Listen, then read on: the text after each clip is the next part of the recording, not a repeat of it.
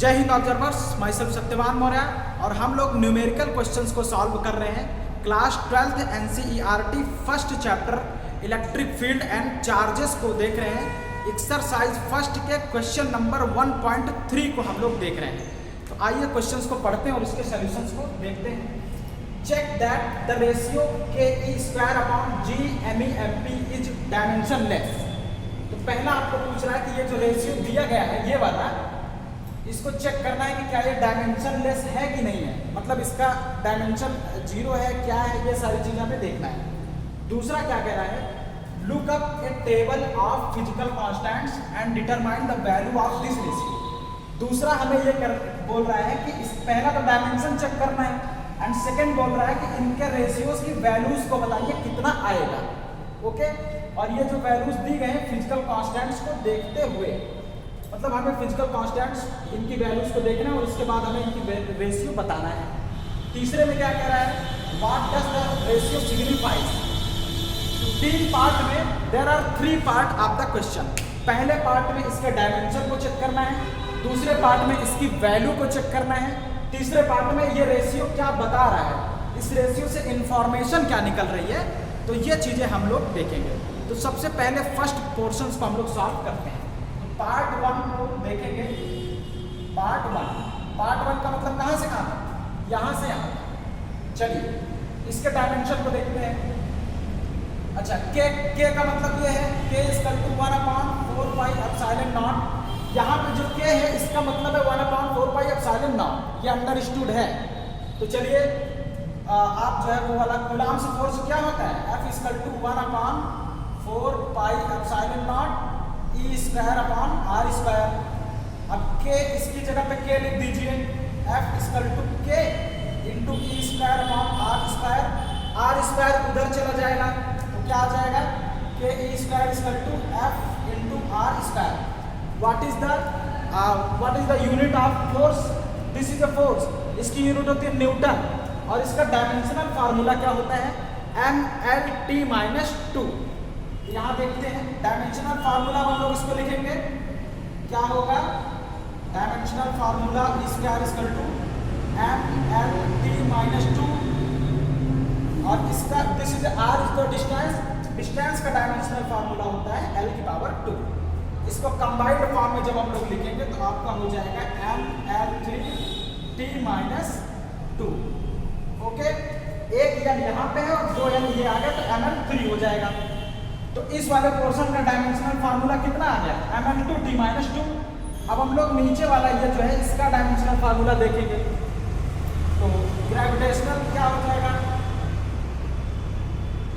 Gravitational force कितना होता है, F=Gm1m2/R²। तो यहाँ पे Gm1m2 फोर्स × R²। इसके भी क्वांटिटी वही आएगी, तो इसका भी डायमेंशनल फार्मूला Gm1m2 ML3T-2। अब इन दोनों के डायमेंशनल फार्मूला का रेशियो निकाल लीजिए, इधर और इधर। तो टोटल आपका इसको इक्वेशन नंबर फर्स्ट, इसको इक्वेशन नंबर सेकंड। अब ये वाला इक्वेशन अपॉन ये वाला इक्वेशन करिए तो क्या आ जाएगा, KE²/Gm1m2 ML3T-2 और ये वाला लिखिए ML3T-2। तो देखिए जो ऊपर है वही नीचे है, इसका मतलब फाइनली आपका ये कैंसिल होकर कितना आ जाएगा, 1 का मतलब ये 1 आ जाएगा। और फाइनली इसका अगर डायमेंशन लिखे तो M0L0T0। ओवरऑल इसका डायमेंशन के पावर्स जितने सब 0 है, दैट इज द 1। इसका मतलब इसका जो रेशियो आएगा वो डायमेंशन लेस है, क्योंकि यहाँ पे देखिए कोई डायमेंशन नहीं है, M की भी 0 है, L भी 0 है और ये भी 0 है। So this ratio is dimensionless. तो इसमें बोला check that the ratio is dimensionless. Yes, this ratio is actually dimensionless. तो फर्स्ट का आंसर हो गया, क्या हो गया, डायमेंशन लेस। ओके, तो नीचे वाला पोर्शन हम लोग ग्रेविटेशनल फोर्स से निकालेंगे और ऊपर वाला पोर्शन हम लोग electrostatic force that is coulomb force से निकालेंगे। और इस तरह से हम लोग सॉल्व करेंगे। इसको आप सॉल्व कर लीजिए। चलिए अब सेकंड वाले पोर्शन पे हम लोग चलते हैं। Look up A table of physical constants and determine the value of this ratio. इस रेशियो का हमें वैल्यू बताना है। तो चलिए के की वैल्यू यहाँ पे पुट करेंगे, ई की वैल्यू पुट करेंगे, जी की वैल्यू, एम ई की वैल्यू, एम पी की वैल्यू, सारी वैल्यूज यहाँ पे पुट करते हम देखते हैं कितना आता है इसका रेशियो। तो जल्दी से इसको नोट करिए, हम इसको रिमूव कर रहे हैं। चलो आप वीडियो रोक के इसको नोट कर लीजिएगा। अब हम लोग इसकी वैल्यूज को कैलकुलेट करके चल रहे हैं। चलो इलेक्ट्रोस्टैटिक फोर्स में के की वैल्यू क्या होती है? के इसका होता है 1/। अब ये कांस्टेंट्स की वैल्यू क्या होती है मैं लिख रहा हूँ, देखिएगा 1/4πε0 और इसकी वैल्यू होती है 9 × 10⁻⁹ और ई स्क्वायर की वैल्यू रखिए, ई की वैल्यू कितनी होती है 1.6, चार्ज 1.6 × 10⁻⁻19 कूलम। और यहाँ पे हम लोग newton metre square per coulomb square रखेंगे। और जी की वैल्यू पुट करिए, जी की value 6.67 × 10⁻⁻11 newton metre square per kilogram square. और इसकी वैल्यू एम ई और एम पी की value, M is the mass of electron, इसकी वैल्यू कितनी होती है 9.1 × 10⁻⁻31 kilogram. Mass of the proton कितना होता है 1.67 × 10⁻⁻27 किलोग्राम।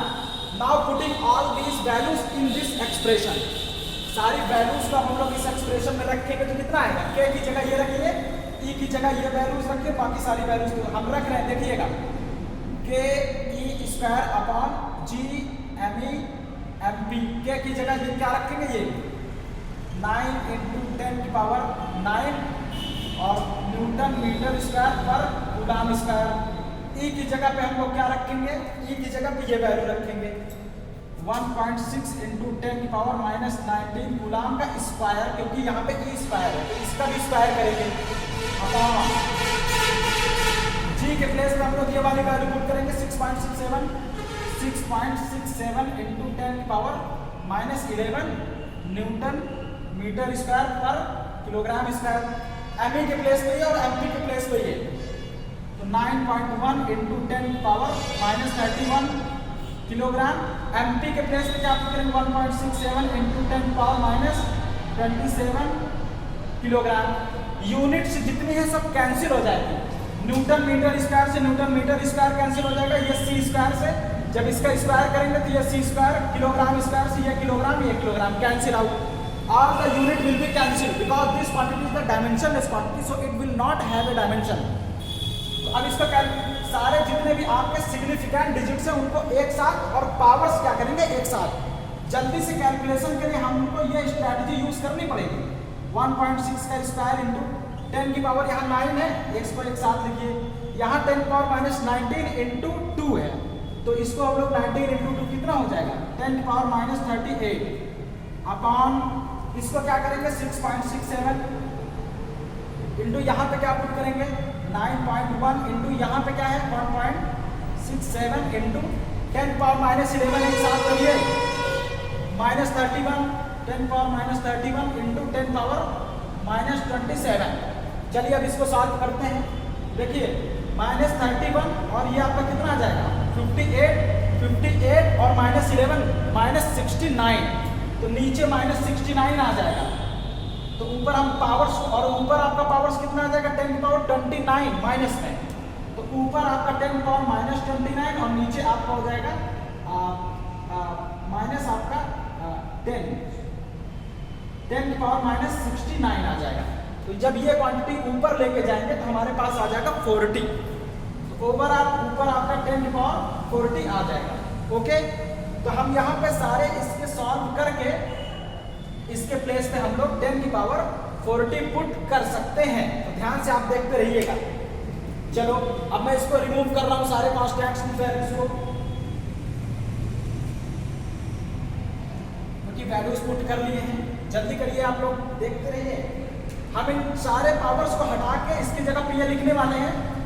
तो यहाँ लिखेंगे 9 इंटू 1.6 इंटू 1.6 इसको करेंगे 1.6 इंटू 1.6 अपॉन नीचे जितने हैं सिग्निफिकेंट 6.67 इंटू 9.1 इंटू 1.67 इंटू 10 की पावर 40।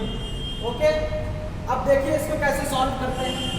हम लोग क्या करेंगे, 9.1 अप्रॉक्सीमेट 9 के बराबर होता है, इसको इसके साथ अप्रॉक्सीमेट वैल्यू हम लोग निकाल रहे हैं, ध्यान से देखिएगा। इसको इसके साथ कैंसिल कर देंगे, यहाँ 1.67 है, यहाँ पे 1.6 है, अप्रॉक्सीमेट ये भी आपका थोड़ा सा यहाँ पे कैंसिल हो सकता है, ठीक है, मतलब 1 से बहुत छोटी वैल्यूज आएगी ऊपर। तो अब अपने पास क्या बचा, ऊपर 1.6 और नीचे क्या बचा 6.67 और इंटू 10 की पावर 40।